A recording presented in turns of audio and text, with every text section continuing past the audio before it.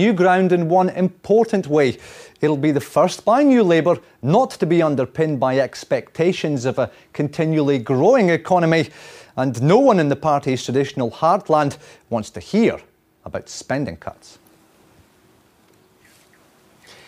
Well, joining me from London is the SNP's Treasury spokesperson. That's Stuart Hosey, MP, and shortly by the Labour MP Michael Connolly. Well, Stuart Hosey, first of all, if these efficiency savings are to kick in across the UK spending departments, why should Scotland be exempt? Tell her to change it back.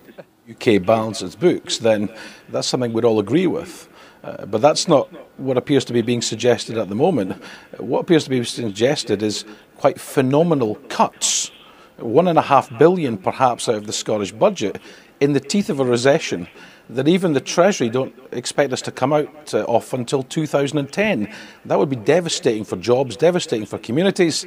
The SDUC have said that, Harriet Harman said that. Across the Labour movement people are saying that. I have no idea what the Chancellor's playing at. But what's to say there isn't room for further efficiency in the public sector?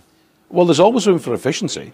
I mean, we could scrap the ID cards, we could scrap Trident, we could scrap expensive illegal wars.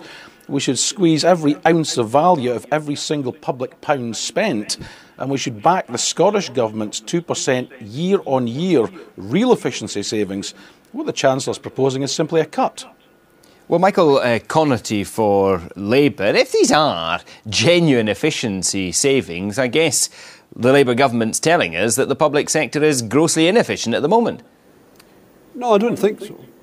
I don't think so. If you have ways of getting more efficient back office services working, then you can save quite a lot of money. I mean, most local government in Scotland is having to do that year on year at the moment, 2% a year, just to meet the so-called deal under the Concordat. And every organisation should be looking at all times to see whether it can do things more efficiently. And clearly, in this present budget situation, it's the responsibility of the public sector not to have heavy burdens of expenditure when we need to put the money into the private sector to re-stimulate the economy. But if there's so much room for efficiency, why has it taken more than a decade for Labour to realise that? I don't think that's a fair point. I think you'll see that every spending round there has been someone within the Treasury going around trying to squeeze money out of the budgets in the UK departments. I certainly saw it when I was a parliamentary secretary in the Department of Culture, Media and Sport when Tom Clark was a minister.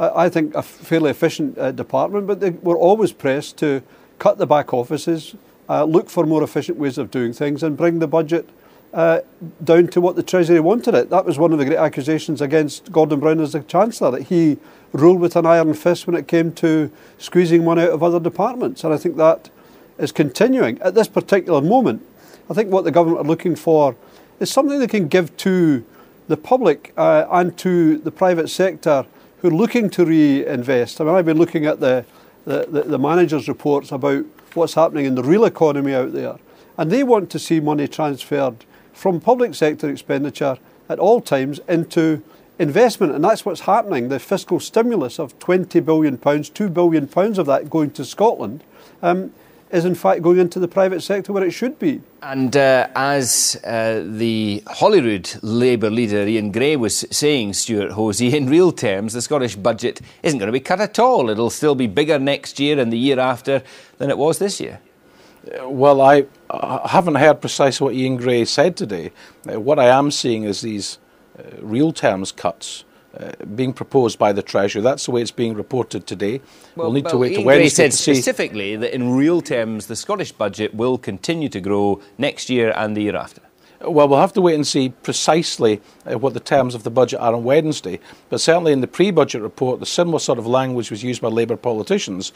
But what we found was the reprofiling of the English Health Department baseline and the so-called efficiency savings actually reduced the amount of money the Scottish Government would have to spend. OK, but if you are against these efficiency savings, how would you propose that the UK government starts to make an effort to balance the books and offset the huge amount of borrowing that's taking place in these tough economic times? Well, there are a number of things. The first thing I would say is you're not going to be able to balance the books or repay any of the debt if you prolong this recession, make it much more difficult by cutting money, cutting spending in the teeth of the recession. You must allow the recovery to take place first. And therein lies the problem. We don't know how the recovery will be led. So, for example, if it's a retail-led recovery, taxing modest income might not be very sensible. If it's a corporate investment-led recovery, then taxing business more might be not very sensible. And if we find this fiscal stimulus measures actually work, and they're the driving force in recovery, then cutting that spending at this point would be foolish. We need to see how the recovery will pan out first before we determine precisely how we balance the books.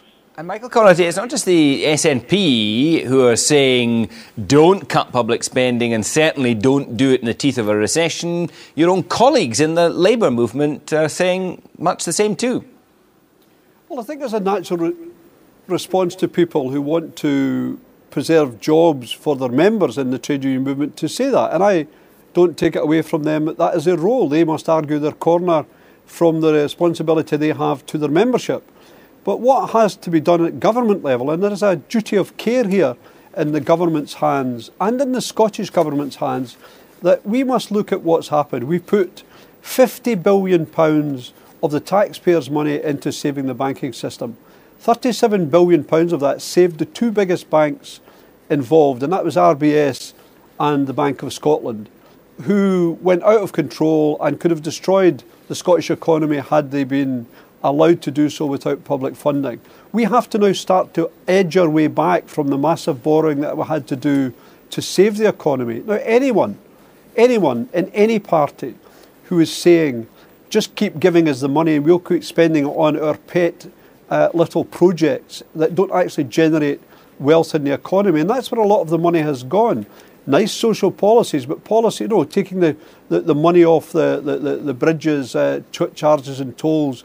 I mean, it could be said that this is irresponsible at a time when we need to re-stimulate the real economy.